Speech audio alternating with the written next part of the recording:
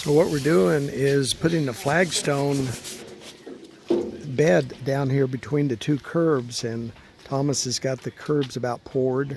We previously had installed a 4-inch drain pipe because the water runs off of the driveway here, and it will catch this and then it'll run off and then go back down the side of the greenhouse all the way back to this area right here where there's a pop-up in the drain. Water drains off real nicely.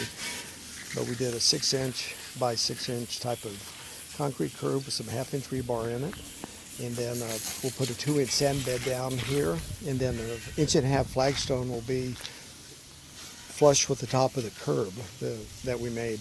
So it'll just be a nice little area. It's pitched so that water runs off, and but it'd be a real nice addition to the greenhouse. So that's what I wanted to show you on this edition of Grow Your Greenhouse.